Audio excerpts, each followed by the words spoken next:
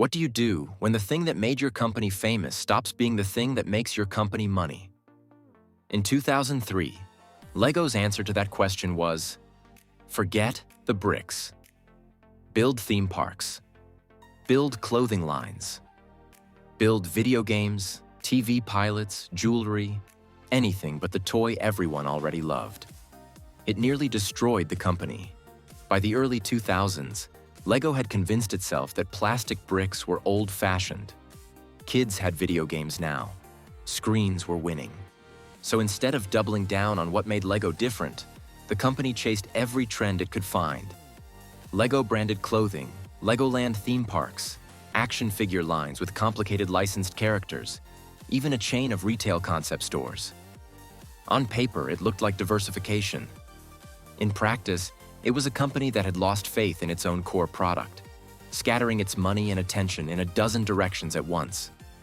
By 2003, Lego had produced more toy lines than ever before in its history, and lost money doing it. Revenue was falling. Debt was climbing. Internally, Lego was manufacturing sets at a cost higher than what retailers were paying for them, meaning the company was quite literally losing money on many of the products it sold before you even factor in marketing or overhead. By 2004, Lego was one of the most financially fragile toy companies on Earth, with some analysts openly questioning whether the 80-year-old Danish company would survive as an independent business at all. The theme parks alone were a case study in how a good idea can quietly become a bad business.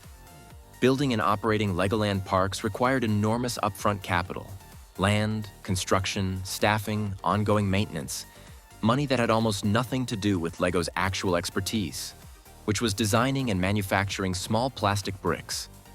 The company that once succeeded by mastering a single, focused craft had somehow ended up running theme parks, a clothing brand, and a video game studio simultaneously, none of them core to what made Lego special in the first place. That year, the Christensen family, Lego's founding family, brought in a 35-year-old management consultant named Jørgen Vigge Knudstorp to run the company. He wasn't a toy industry veteran. He'd never designed a set in his life. And that turned out to be exactly what Lego needed, because Knudstorp didn't ask, how do we make Lego exciting again? He asked a much colder question. What does Lego actually make money doing, and what should we stop doing immediately? It's worth pausing on how unusual that appointment was for a family-owned company built on 80 years of tradition. Handing control to a young outsider with a spreadsheet-first mindset, instead of a lifelong Lego loyalist steeped in the brand's creative history, was itself a bet against the instinct that had gotten the company into trouble in the first place.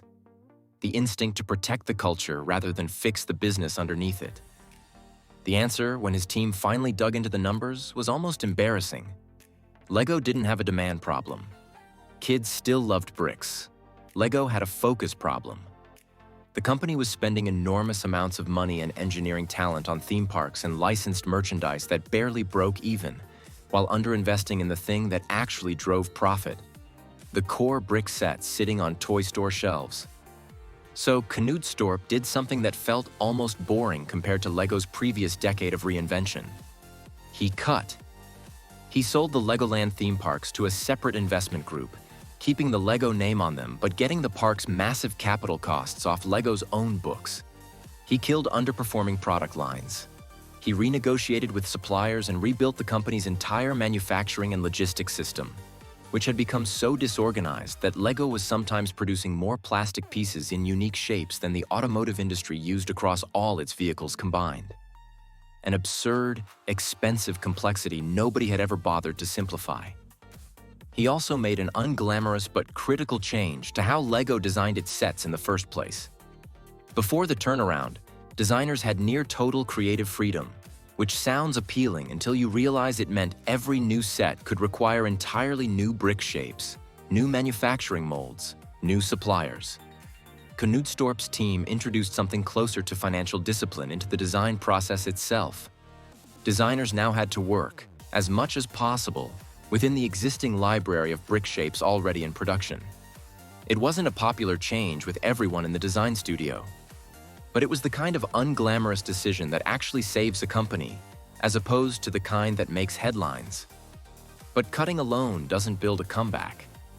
The real bet Knudstorp made was on trusting LEGO's core audience more than LEGO's own leadership had in years. Instead of guessing what kids wanted from a boardroom in Denmark, LEGO started listening.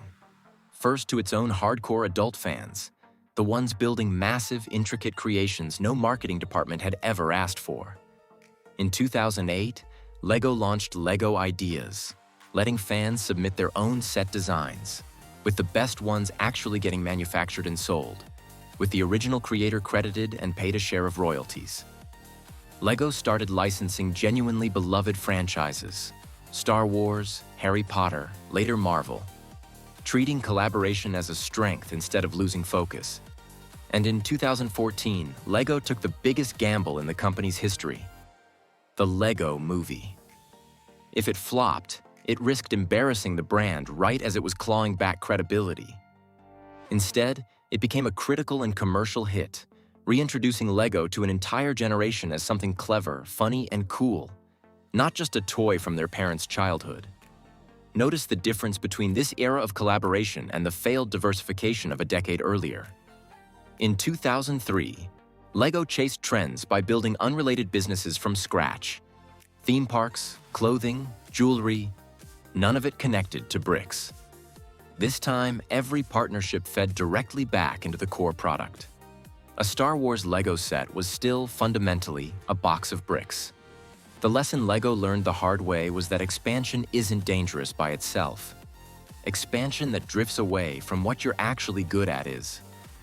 By 2015, LEGO had done something almost nobody predicted a decade earlier. It became the largest toy company in the world by revenue, ahead of Mattel and Hasbro, companies that had never come close to LEGO's financial trouble.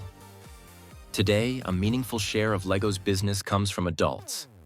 Sets explicitly marketed for grown-up builders, some priced well over $100, treated less like toys and more like collectible art. A market LEGO barely acknowledged 20 years ago now sits at the center of its strategy. What makes this comeback especially remarkable is how counterintuitive it looked at every step. In the depths of the 2003 crisis, chasing screens and licensed characters seemed like the modern, forward-thinking move. And going back to basic bricks looked like retreat, not innovation. It took an outsider with no emotional attachment to LEGO's recent history to see it clearly. The company hadn't actually lost its magic. It had just buried it under a decade of distractions. Here's the part of this story that applies to almost any struggling company, not just a toy maker. LEGO's turnaround didn't come from a brilliant new invention. It came from having the discipline to walk away from everything that wasn't actually working, and the humility to let the people who loved the product most help decide where it went next. Sometimes the boldest move a company can make isn't chasing the next big thing. It's admitting the last big thing was a mistake and going back to what actually worked.